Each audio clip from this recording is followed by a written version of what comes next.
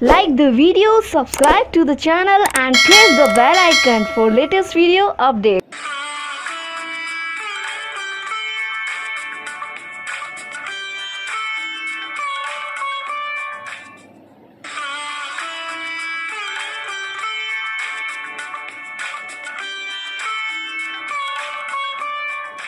ਦਰਸ਼ਕੋ, ਆਜ਼ਾਦੀ ਦਿਵਸ ਦੀਆਂ ਸਾਰਿਆਂ ਨੂੰ ਬਹੁਤ-ਬਹੁਤ ਮੁਬਾਰਕਾਂ। ਪ੍ਰਧਾਨ ਮੰਤਰੀ ਮੋਦੀ ਸਾਹਿਬ ਨੇ ਇੱਕ ਦੋ ਦਿਨ ਪਹਿਲੇ ਇੱਕ ਬਹੁਤ ਅੱਛੀ ਸਕੀਮ ਲਾਂਚ ਕੀਤੀ ਹੈਗੀ ਆ, ਜਿਹਦੇ ਵਿੱਚ ਓਨੈਸਟ ਟੈਕਸ ਪੇਅਰ, ਜਿਹੜਾ ਮਤਲਬ ਇਮਾਨਦਾਰ ਟੈਕਸ ਪੇਅਰ, ਉਹਨੂੰ ਬਿਲਕੁਲ ਕਿਸੇ ਤਰ੍ਹਾਂ ਦੀ ਕੋਈ ਤਕਲੀਫ ਨਾ ਹੋਵੇ। ਵੈਸੇ ਵੀ ਜਿਹੜਾ ਅਸੀਂ ਦੇਖਦੇ ਸੀ, ਜਦੋਂ ਇਨਕਮ ਟੈਕਸ ਡਿਪਾਰਟਮੈਂਟ ਵੱਲੋਂ ਕੋਈ ਨੋਟਿਸ ਆ ਜਾਂਦਾ ਸੀ, ਇੱਕ ਹਊਆ ਖੜਾ ਹੋ ਜਾਂਦਾ ਸੀ ਤੇ ਪੈਸੇ ਲੈ ਦੇ ਕੇ ਵੀ ਇੱਦਾਂ ਦਾ ਫਿਰ ਰਫਾ ਦਫਾ ਹੋ ਜਾਂਦਾ ਸੀ। ਹੁਣ ਇਹ ਨਵੇਂ ਸਿਸਟਮ ਵਿੱਚ ਕੰਪਲੀਟ ਟਰਾਂਸਪੇਰੈਂਸੀ ਹੈਗੀ ਆ। ਇਸ ਸੰਬੰਧੀ ਹੋਰ ਜਾਣਕਾਰੀ ਦੇਣ ਲਈ ਆਨਲਾਈਨ ਸਾਡੇ ਨਾਲ ਜੁੜੇ ਆ ਲੁਧਿਆਣਾ ਤੋਂ ਅਨੂਪ ਗੋਇਲ ਜੀ, ਜਿਹੜੇ ਬੜੇ ਰਿਪਿਊਟਡ ਚਾਰਟਰਡ ਅਕਾਊਂਟੈਂਟ ਹੈਗੇ। ਗੋਇਲ ਸਾਹਿਬ, ਸਾਡੇ ਪ੍ਰੋਗਰਾਮ ਵਿੱਚ ਬਹੁਤ-ਬਹੁਤ ਸਵਾਗਤ ਹੈ। ਇਹ ਮੋਦੀ ਸਾਹਿਬ ਨੇ ਜਿਹੜੀ ਇਹ ਸਕੀਮ ਨਵੀਂ ਸ਼ੁਰੂ ਕੀਤੀ ਹੈਗੀ ਆ, ਇਹਦੇ ਮੁੱਖ ਪਹਿਲੂ ਕੀ ਹੈਗੇ ਆ, ਇਹ ਸਾਡੇ ਦਰਸ਼ਕਾਂ ਨੂੰ ਦੱਸੋ। ਸਭ ਤੋਂ ਪਹਿਲਾਂ ਤੇ ਸਾਰੇ ਦਰਸ਼ਕਾਂ ਨੂੰ ਅੱਜ ਇੰਡੀਪੈਂਡੈਂਸ ਡੇ ਦੀਆਂ ਬਹੁਤ-ਬਹੁਤ ਮੁਬਾਰਕਾਂ ਜੀ। ਹਾਂਜੀ, ਥੈਂਕ ਯੂ ਜੀ। ਮੈਂ ਸਭ ਤੋਂ ਪਹਿਲਾਂ ਸਾਰਿਆਂ ਨੂੰ ਦੱਸਣਾ ਚਾਹਾਂਗਾ ਕਿ ਜਿਹੜੀ ਮੋਦੀ ਸਾਹਿਬ ਨੇ ਨਵੀਂ ਸਕੀਮ ਕੱਢੀ ਹੈ, ਉਹਦਾ ਵੈ ਨਾਮ ਹੈ ਇਨਕਮ ਟੈਕਸ ਚਾਰਟਰ। ਉਹਦਾ ਮਤਲਬ ਹੈ ਕਿ ਉਹਦੇ 'ਚ ਕੁਝ ਐਸੀਆਂ ਚੀਜ਼ਾਂ ਪਾਈਆਂ ਹੈ ਕਿ ਜਿਹਦੇ ਨਾਲ ਕਿ ਜਿਹੜੇ ਇਮਾਨਦਾਰ ਟੈਕਸ ਪੇਅਰ ਹੈ, ਉਹਨਾਂ ਨੂੰ ਕੋਈ ਪਰੇਸ਼ਾਨੀ ਨਹੀਂ ਹੋਏਗੀ ਔਰ ਉਹਨਾਂ ਨੂੰ ਇਨਕਮ ਟੈਕਸ ਡਿਪਾਰਟਮੈਂਟ ਦਾ ਇੱਕ ਫ੍ਰੈਂਡਲੀ ਫੇਸ ਹੀ ਸਾਰਿਆਂ ਦੇ ਸਾਹਮਣੇ ਆਏਗਾ। that income tax department is not a foe, it's a friend। ਇਸ ਚੀਜ਼ ਨੂੰ ਕਨਸੈਪਟ ਨੂੰ ਲੈ ਕੇ ਚੱਲਦੇ ਹੋਏ ਇਹ ਨਵਾਂ ਚਾਰਟਰ ਬਣਾਇਆ ਗਿਆ ਹੈ, ਜਿਹਦੇ ਚ ਸਬਜੈਕਟਿਵਿਟੀ ਦੀ ਕਿਤੇ ਜਗ੍ਹਾ ਨਹੀਂ ਹੈ। ਸਭ ਕੁਝ ਬਹੁਤ ਸਾਇੰਟਿਫਿਕ ਔਰ ਆਬਜੈਕਟਿਵ ਵੇ ਨਾਲ ਚੱਲੇਗਾ। ਇੱਕ ਮੈਕਨਾਈਜ਼ਡ ਵੇ ਨਾਲ ਸਾਰਿਆਂ ਨੂੰ ਇੱਕੋ ਤਰੀਕੇ ਨਾਲ ਸਭ ਨੂੰ ਕੰਮ ਕਰਨਾ ਪਏਗਾ। ਹਾਂਜੀ ਹਾਂਜੀ, ਜਿਹੜਾ ਪੁਰਾਣਾ ਸਿਸਟਮ ਹੈ ਗੋਇਲ ਸਾਹਿਬ, ਥੋੜਾ ਜਿਹਾ ਡਿਸਕਸ ਕਰਦੇ ਆ। ਪੁਰਾਣੇ ਸਿਸਟਮ ਨਾਲ ਮੰਨ ਲਓ ਕਿਤੇ ਕੋਈ ਵਾਇਓਲੇਸ਼ਨ ਲੱਗਦੀ ਸੀ, ਉਹ ਨੋਟਿਸ ਆ ਜਾਂਦਾ ਸੀ ਇਨਕਮ ਟੈਕਸ ਆਫਿਸ ਵੱਲੋਂ। ਕੰਸਰਨਡ ਡਿਸਟ੍ਰਿਕਟ ਹੈ, ਮੰਨ ਲਓ ਮੈਂ ਜਲੰਧਰ ਦਾ, ਜਲੰਧਰ ਵੱਲੋਂ ਆ ਗਿਆ, ਉੱਥੇ ITO ਨੂੰ ਮਿਲਣਾ ਜਾਂ ਕੰਸਰਨਡ ਅਫਸਰ ਨੂੰ ਮਿਲਣਾ, ਬੰਦਿਆਂ ਨੇ ਸੈਟਿੰਗ ਸ਼ੂਟਿੰਗ ਕਰਕੇ ਤੇ ਉਹ ਰਫਾ ਦਫਾ ਹੋ ਜਾਂਦਾ ਸੀ। ਹੁਣ ਨਵੇਂ ਸਿਸਟਮ ਵਿੱਚ ਕੰਪਲੀਟ ਟਰਾਂਸਪੇਰੈਂਸੀ ਕਿਵੇਂ ਹੋਏਗੀ? ਜੇ ਮੰਨ ਲਓ ਉਹਨਾਂ ਨੂੰ ਕਿਤੇ ਨੋਟਿਸ ਆਏਗਾ, ਕੋਈ ਕਿਸੇ ਨੇ ਕੋਈ ਇਹ ਥੋੜੀ ਜਿਹੀ ਵੇਰੀਏਸ਼ਨ ਉਹਦੀ ਰਿਟਰਨ ਵਿੱਚ ਆਉਂਦੀ ਹੈਗੀ। ਜਿਹੜੀ ਸਭ ਤੋਂ ਪਹਿਲੀ ਗੱਲ ਮੈਂ ਇਹਦੇ ਵਿੱਚ ਕਹਿਣਾ ਚਾਹਾਂਗਾ ਕਿ ਅਗਰ ਕਿਸੇ ਨੂੰ ਵੀ ਇਨਕਮ ਟੈਕਸ ਡਿਪਾਰਟਮੈਂਟ ਨੂੰ ਤੋਂ ਕੋਈ ਵੀ ਨੋਟਿਸ ਆਂਦਾ ਹੈ ਜਿਹਦੇ ਵਿੱਚ ਉਹਨਾਂ ਦੀ ਕਿਸੇ ਵੀ ਐਕਸਪਲੇਨੇਸ਼ਨ ਮੰਗੀ ਜਾਂਦੀ ਹੈ, ਮੈਂ ਉਹਦੇ ਬਾਰੇ ਬਾਅਦ ਚ ਗੱਲ ਕਰਾਂਗਾ ਕਿ ਕੋਈ ਲੋਕ ਕਿੱਦਾਂ ਸੈਟਿੰਗ ਕਰਦੇ ਨਹੀਂ ਕਰਦੇ ਹੈ, ਉਹ ਕੌਣ ਗਲਤ ਹੈ, ਕੌਣ ਠੀਕ ਹੈ, ਕੌਣ ਓਨੈਸਟ ਹੈ, ਕੌਣ ਡਿਸਓਨੈਸਟ ਹੈ, ਉਹਦੇ ਉੱਤੇ ਬਾਅਦ ਚ ਗੱਲ ਕਰਾਂਗੇ। ਪਹਿਲੀ ਗੱਲ ਜਿਹੜੀ ਸਭ ਤੋਂ ਇੰਪੋਰਟੈਂਟ ਹੈ ਕਿ ਯੂ ਮਸਟ ਨੋ, ਤੁਹਾਨੂੰ ਆਣਾ ਚਾਹੀਦਾ ਹੈ ਕਿ ਤੁਸੀਂ ਆਪਣਾ ਕੇਸ ਇੱਕ ਪ੍ਰੋਪਰ ਵੇ ਨਾਲ ਆਪਣੇ ਫੈਕਟਸ ਜਿਹੜੇ ਆਫਿਸਰ ਦੇ ਸਾਹਮਣੇ ਕਿੱਦਾਂ ਰੱਖਣੇ ਹੈ। ਜਦੋਂ ਤੁਸੀਂ ਆਪਣੇ ਫੈਕਟਸ ਪ੍ਰੋਪਰਲੀ ਆਫਿਸਰ ਦੇ ਸਾਹਮਣੇ ਰੱਖੋਗੇ ਤੇ ਆਟੋਮੈਟਿਕਲੀ ਉਸ ਆਫਿਸਰ ਨੂੰ ਤੁਹਾਡਾ ਕੇਸ ਪ੍ਰੋਪਰਲੀ ਪ੍ਰੋਸੈਸ ਕਰਨ ਚ ਈਜ਼ੀ ਹੋਏਗਾ ਔਰ ਉਹ ਤੁਹਾਨੂੰ ਈਜ਼ੀਲੀ ਕੋਈ ਪਰੇਸ਼ਾਨੀ, ਕਿਸੇ ਤਰ੍ਹਾਂ ਦੀ ਹਰਾਸਮੈਂਟ ਨਹੀਂ ਹੋਏਗੀ। ਹੁਣ ਜਿਹੜੀ ਨਵੀਂ ਸਕੀਮ ਔਰ ਪੁਰਾਣੀ ਸਕੀਮ ਚ ਫਰਕ ਕਿੱਥੇ ਪਏਗਾ? ਸਭ ਤੋਂ ਜ਼ਿਆਦਾ ਫਰਕ ਪਏਗਾ ਕਿ ਪਹਿਲਾਂ ਜਿੱਥੇ ਇੱਕ ਆਫਿਸਰ ਦੀ ਡਿਸਕ੍ਰਿਸ਼ਨ ਕਈ ਜਗ੍ਹਾ ਤੇ ਚੱਲ ਜਾਂਦੀ ਸੀ, ਹੁਣ ਆਫਿਸਰ ਸਪੈਸੀਫਿਕ ਕੋਈ ਨਹੀਂ ਹੋਏਗਾ, ਬਲਕਿ ਅਗਰ ਮੰਨ ਲਓ ਕਿਸੇ ਨੂੰ ਕੋਈ ਨੋਟਿਸ ਆ ਜਾਂਦਾ ਅਸੈਸਮੈਂਟ ਦਾ ਕਿ ਅਸੀਂ ਜੀ ਤੁਹਾਡਾ ਕੇਸ ਸਕਰੂਟਨੀ ਵਿੱਚ ਫਿਕਸ ਹੋ ਗਿਆ ਫॉर ਐਗਜ਼ਾਮਪਲ, ਤੇ ਉਹ ਸਕਰੂਟਨੀ ਹੁਣ ਇੱਕ ਆਫਿਸਰ ਨਹੀਂ ਕਹੇਗਾ, ਉਹਦੇ ਵਿੱਚ ਅਲੱਗ-ਅਲੱਗ ਟੀਮਸ ਦੇ ਵਿੱਚ ਅਸੈਸਮੈਂਟ ਹੋਏਗੀ। ਪਹਿਲਾਂ ਉਸ ਦੇ ਸਾਰੇ ਡਾਕੂਮੈਂਟਸ ਲਿੱਤੇ ਜਾਣਗੇ, ਉਹਦੇ ਬੇਸ ਤੇ ਉਹਨਾਂ ਦਾ ਐਨਾਲਿਸਿਸ ਕਰਕੇ ਇੱਕ ਡਰਾਫਟ ਆਰਡਰ ਕੀਤਾ ਜਾਏਗਾ ਤਿਆਰ, ਇੱਕ ਟੀਮ ਉਹ ਤਿਆਰ ਕਰੇਗੀ।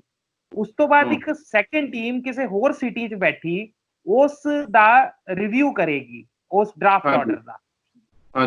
ਉਹਦੇ ਵਿੱਚ ਹੋ ਸਕਦਾ ਆਉਣ ਵਾਲੇ ਟਾਈਮ 'ਚ ਕੁਝ ਹੋਰ ਕਲੈਰੀਫਿਕੇਸ਼ਨਸ ਆਣ ਔਰ ਉਹਦੇ 'ਚ ਅਸੈਸੀ ਤੋਂ ਵੀ ਉਹਦੇ ਇਨਪੁਟਸ ਲਿੱਤੇ ਜਾਣ ਕਿ ਇਹ ਡਰਾਫਟ ਆਰਡਰ ਦੇ ਉੱਤੇ ਤੁਹਾਡੇ ਕੀ ਇਨਪੁਟਸ ਹੈ। ਔਰ ਉਸ ਤੋਂ ਬਾਅਦ ਸੈਕੰਡ ਟੀਮ ਇੱਕ ਸੈਕੰਡ ਸਿਟੀ ਦੇ ਵਿੱਚ ਬੈਠ ਕੇ ਉਹਦਾ ਐਨਾਲਿਸਿਸ ਕਰੇਗੀ, ਰਿਵਿਊ ਕਰੇਗੀ ਔਰ ਉਸ ਤੋਂ ਬਾਅਦ ਥਰਡ ਸਿਟੀ 'ਚ ਜਾ ਕੇ ਉਸ ਦੀ ਫਾਈਨਲਾਈਜੇਸ਼ਨ ਹੋਏਗੀ। ਸੋ ਦੈਟ ਹਾਂਜੀ। ਮੀਨਸ ਜਿਹੜੇ ਲਿਮਿਟਿੰਗ ਫੈਕਟਰਸ ਹੈ, 2-3 ਲਿਮਿਟਿੰਗ ਫੈਕਟਰਸ ਹੁੰਦੇ ਆ ਕਿਸੇ ਵੀ ਅਸੈਸਮੈਂਟ ਦੀ ਕੁਆਲਿਟੀ ਦੇ ਉੱਤੇ।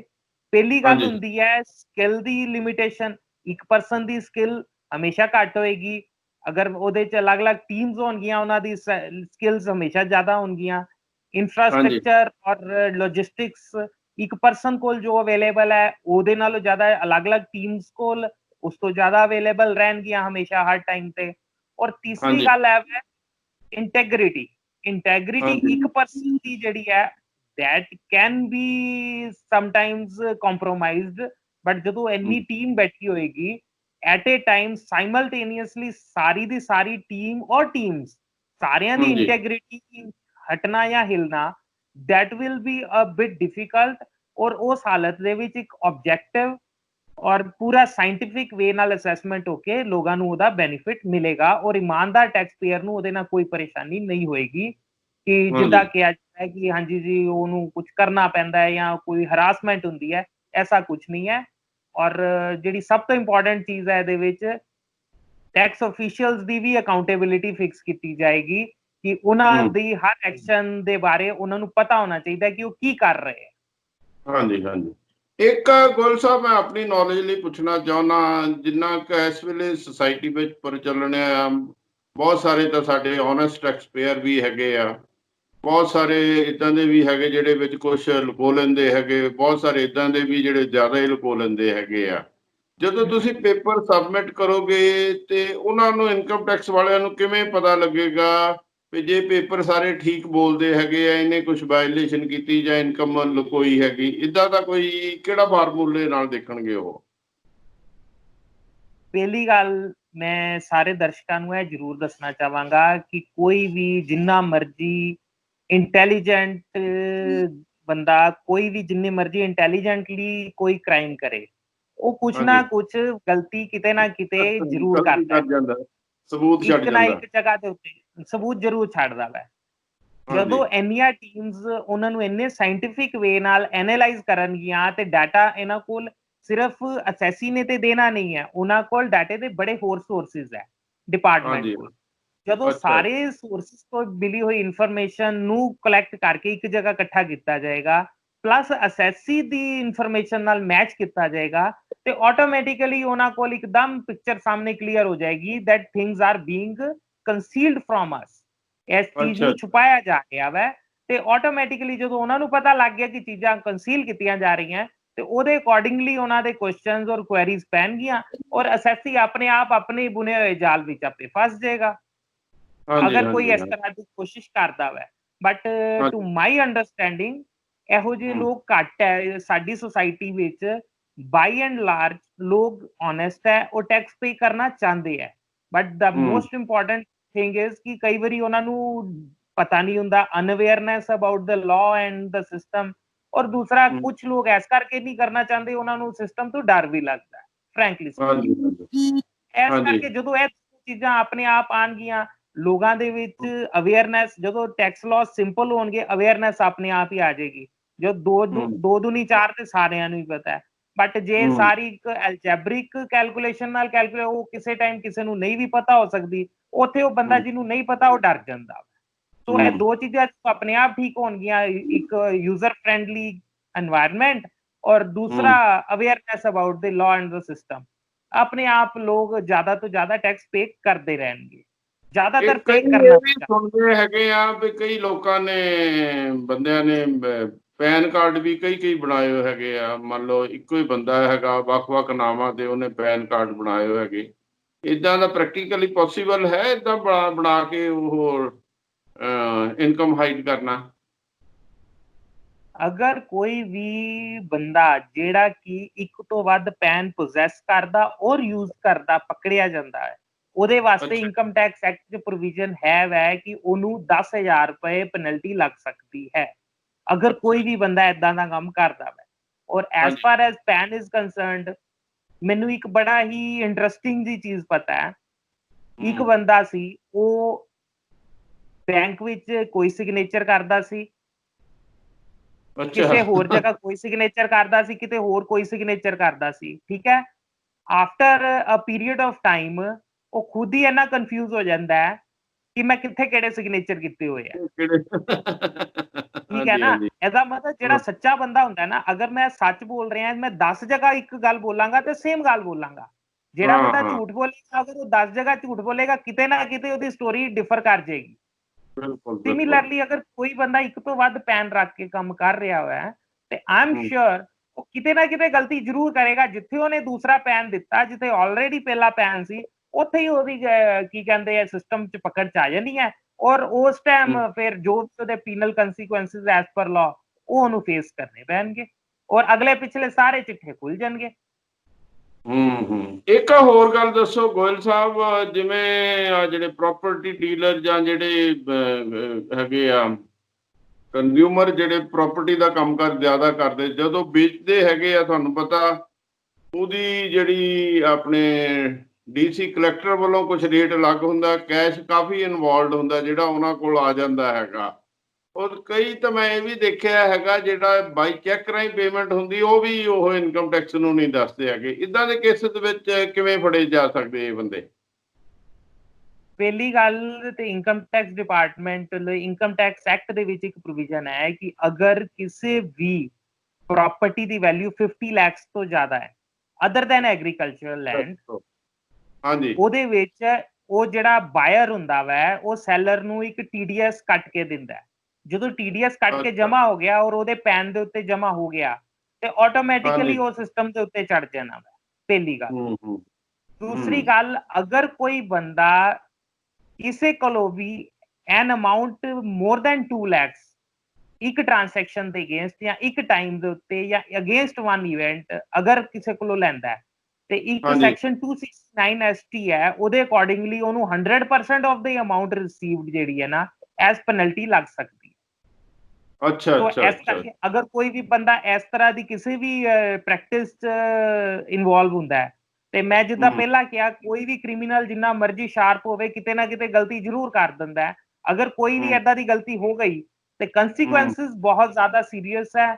ਔਰ ਉਸ ਕੇਸ 'ਚ ਐਸੇ ਲੋਕ ਅਗਰ ਕੋਈ ਗਲਤ ਕੰਮ ਕਰਦੇ ਆ ਤੇ ਫਿਰ ਉਹ ਫਿਰ ਇੱਧਰ ਉੱਧਰ ਭੱਜਦੇ ਫਿਰਦੇ ਆ ਕਿ ਹਾਂਜੀ ਜੀ ਹੁਣ ਸਾਨੂੰ ਬਚਾਓ, ਸਾਨੂੰ ਕਰੋੜ ਦੀ ਪੈਨਲਟੀ ਲੱਗ ਗਈ, ਸਾਨੂੰ 2 ਕਰੋੜ ਦੀ ਪੈਨਲਟੀ ਲੱਗ ਰਹੀ ਹੈ ਤੇ ਕਿੱਦਾਂ ਬਚੀਏ। ਔਰ ਕਈ ਵਾਰੀ ਕੀ ਹੁੰਦਾ, ਕੁਝ ਗਲਤੀਆਂ ਐਸੀਆਂ ਹੁੰਦੀਆਂ ਜਿਹੜੀਆਂ ਇਨਸਾਨ ਠੀਕ ਕਰ ਸਕਦਾ ਹੁੰਦਾ, ਬਟ ਕੁਝ ਗਲਤੀਆਂ ਐਸੀਆਂ ਹੁੰਦੀਆਂ ਜਿਨ੍ਹਾਂ ਵਿੱਚ ਕੋਈ ਵੇ ਬੈਕ ਨਹੀਂ ਹੁੰਦਾ। ਹੁਣ ਤੇ ਹੋ ਗਿਆ ਸੋ ਹੋ ਗਿਆ ਜੀ, ਹੁਣ ਤੇ ਪੈਨਲਟੀ ਹੀ ਭਰਨੀ ਪੈਣੀ ਹੈ। ਸੋ ਇਸ ਕਰਕੇ ਮੈਂ ਸਾਰਿਆਂ ਨੂੰ ਇਹੀ ਸਲਾਹ ਦੇਵਾਂਗਾ ਕਿ ਜੋ ਵੀ ਹੈ ਲਾਅ ਦੇ ਬਾਰੇ ਅਵੇਅਰ ਰਹੋ ਔਰ ਲਾਅ ਨੂੰ ਅਬਾਈਡ ਕਰੋ, ਕਾਨੂੰਨ ਨੂੰ ਮੰਨੋ ਔਰ ਉਹਦੇ ਹਿਸਾਬ ਸਿਰ ਚੱਲੋ। ਨਹੀਂ ਤਾਂ ਕੱਲ ਨੂੰ ਕੰਸੀਕੁਐਂਸਿਸ ਕਈ ਵਾਰੀ ਬਹੁਤ ਜ਼ਿਆਦਾ ਸੀਰੀਅਸ ਹੋ ਸਕਦੇ ਆ ਤੇ ਉਹ ਸਾਡੇ ਵਾਸਤੇ ਡਾਈਜੈਸਟ ਕਰਨੇ ਕਈ ਵਾਰੀ ਮੁਸ਼ਕਿਲ ਹੋ ਜਾਂਦੇ। ਮਤਲਬ ਅੱਗੇ ਤਾਂ ਪੁਰਾਣੇ ਸਿਸਟਮ ਵਿੱਚ ਜਿਹੜਾ, ਜਿਵੇਂ ਮੈਂ ਫਿਰ ਕਲੈਰੀਫਿਕੇਸ਼ਨ ਚਾਹੁੰਦਾ, ITO ਵੱਲੋਂ ਨੋਟਿਸ ਆਉਂਦਾ ਸੀ। ਹੁਣ ਇਸ ਤਰ੍ਹਾਂ ਦਾ ਕੋਈ ਨਹੀਂ, ਤੁਹਾਨੂੰ ਜਿਹੜੇ ਕੰਸਰਨਡ ਆਫਿਸਰ ਮਿਲਣੇ ਦੀ ਕੋਈ ਲੋੜ ਨਹੀਂ, ਇਹ ਸਾਰਾ ਪੇਪਰਾਂ ਰਾਹੀਂ ਮਤਲਬ ਆਨਲਾਈਨ ਕੰਮ ਹੋਣਾ ਹੈਗਾ।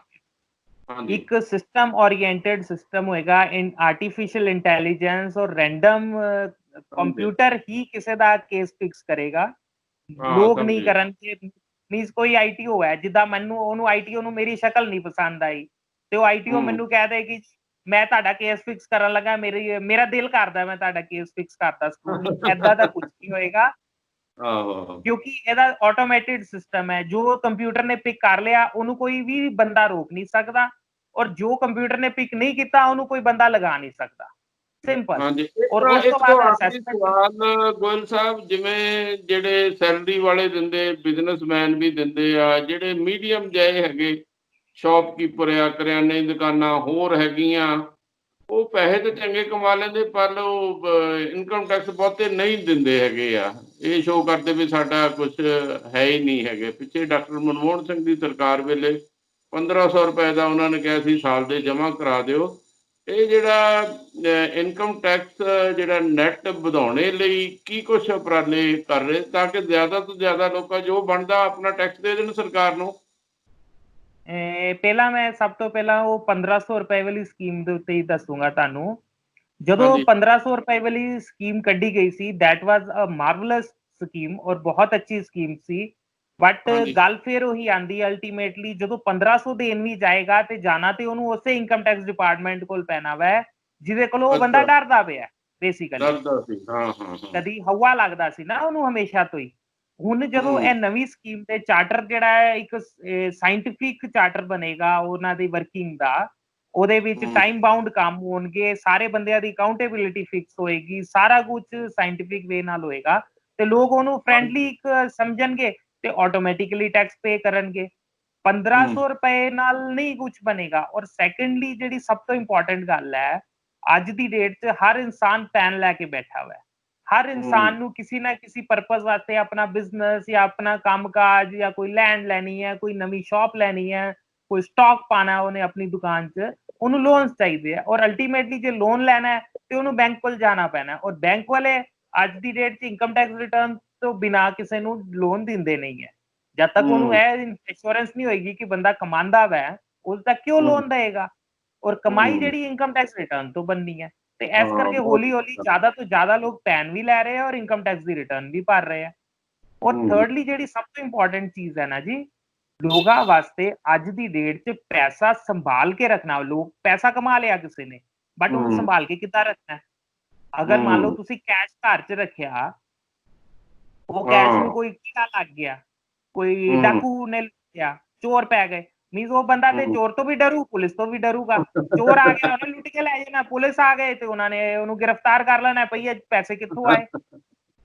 ਮੈਂ ਤੇ ਬਲਕਿ ਆਪਣੇ ਜਿੰਨੇ ਵੀ ਕਲਾਇੰਟ ਹੈ ਉਹਨਾਂ ਨੂੰ ਇੱਕ ਗੱਲ ਕਹਿੰਦਾ ਮੈਂ ਕਿ ਜੋ ਇਨਸਾਨ ਟੈਕਸ ਨਹੀਂ ਪੇ ਕਰਦਾ ਉਹ ਜ਼ਿੰਦਗੀ 'ਚ ਕਦੀ ਗਰੋ ਨਹੀਂ ਕਰ ਸਕਦਾ। ਬਹੁਤ ਵਧੀਆ, ਬਹੁਤ ਅੱਛੀ ਗੱਲ ਕਹੀ ਹੈਗੀ। ਹਾਂਜੀ ਹਾਂਜੀ, ਚਲੋ ਬਹੁਤ ਅੱਛੀ ਤੁਸੀਂ ਜਾਣਕਾਰੀ ਦਿੱਤੀ ਹੈਗੀ ਆ। ਮੈਨੂੰ ਉਮੀਦ ਆ ਇਹ ਲੋਕੀ ਪ੍ਰਾਈਮ ਮਿਨਿਸਟਰ ਮੋਦੀ ਸਾਹਿਬ ਦੀ ਸਕੀਮ ਨੂੰ ਵਧੀਆ ਤਰੀਕੇ ਨਾਲ ਰਿਸੀਵ ਕਰਨਗੇ ਤੇ ਵਧੀਆ ਆਪਣੀ ਪ੍ਰੋਪਰ ਰਿਟਰਨ ਭਰਨਗੇ। ਤੁਸੀਂ ਸਾਡੇ ਨਾਲ ਗੋਇਲ ਸਾਹਿਬ ਜੁੜੇ, ਬਹੁਤ ਬਹੁਤ ਮਿਹਰਬਾਨੀ, ਧੰਨਵਾਦ। Thank you very much. Thank you very much. Thank you.